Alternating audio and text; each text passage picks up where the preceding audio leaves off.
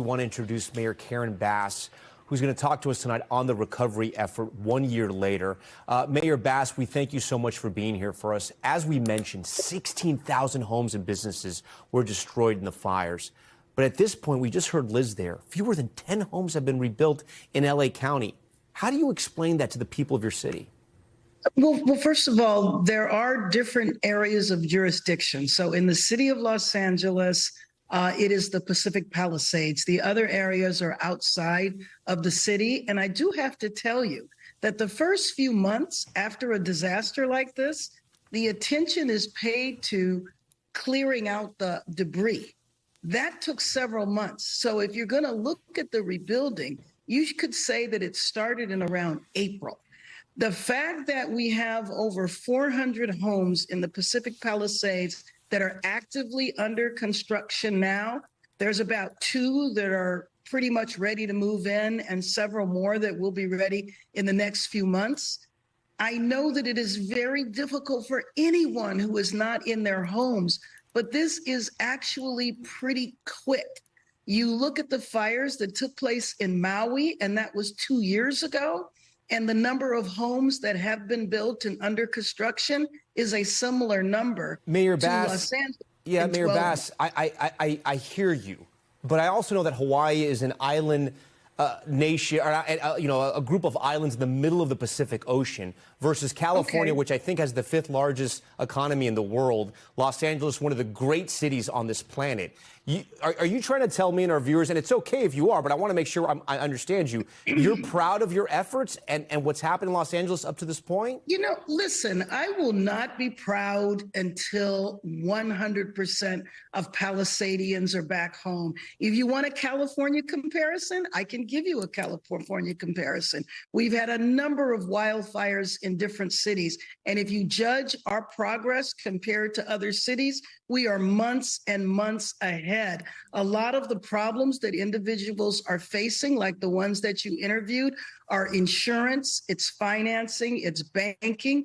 What we have done is expedited the building process, waived a lot of the rules and regulations. We've done everything to fast track, and anything else that needs to be done, when we find a problem, we address it. So I think that it's not accurate to look at it and just say that because things are not done, it's done for a variety of reasons. And people have every right in the world to be angry and frustrated, especially coming off of the holidays, because no matter how fast we're rebuilding, until you have the keys to your home and you are back there, I would expect the frustration to continue. People doing the math, 16,900 being rebuilt in a year. If you keep doing that, maybe the pace picks up. We're talking about a long time. I want to play a little bit about what you said in February of 2025. This was a month after the fires. Let's listen to that. The recovery of the Palisades is months ahead of expectations. Los Angeles is moving forward on all fronts, and we will keep moving forward together. So in February, you said you guys were months ahead. Today, a year later, you're saying you're still months ahead of everybody else. I'm trying to understand.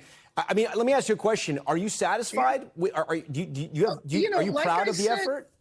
Like you just asked me that, and like I said, I will be satisfied whenever every Palisadian is at home. So when you asked my comments last year, that was in reference to the cleaning of the debris.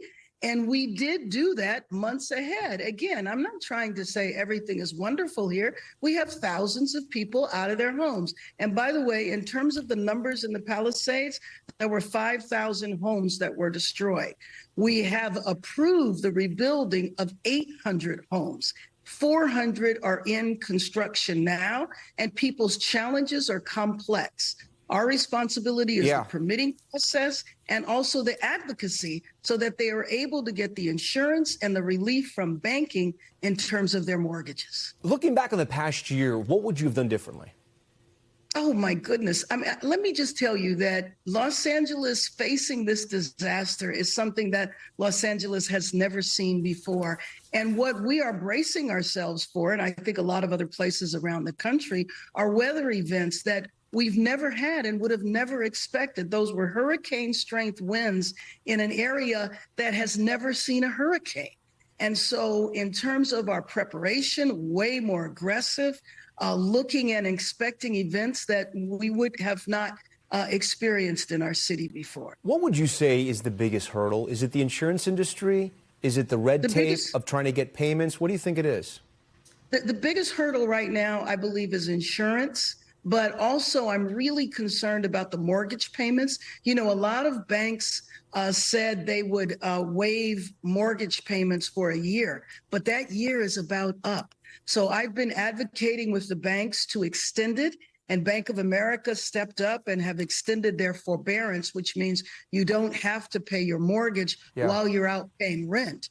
And they've extended it for 3 more years. I'm also advocating that they take those 3 years and put it at the end of your mortgage. So if you had a 30-year mortgage, you now have a 33-year mortgage. You feel for all those families, all those homeowners that are renting or just trying to get by, living with other family and friends. The Olympics are going to be in Los Angeles in 2 years. Where do you think your city is in 2 years? Well, let me just tell you, the World Cup is going to be here in 6 months. So in 3 years, by the time the World Cup comes, or 2 years now, it's 2026, Los Angeles will be ready. Los Angeles will be ready. Understand that Los Angeles is 500 square miles, and the games are played all over the region, not even just the city, and we will absolutely be ready to welcome the world. Mayor Karen Bass, we thank you so much for coming on Top Story today. We thank you for watching, and remember, stay updated on breaking news and top stories on the NBC News app or watch live on our YouTube channel.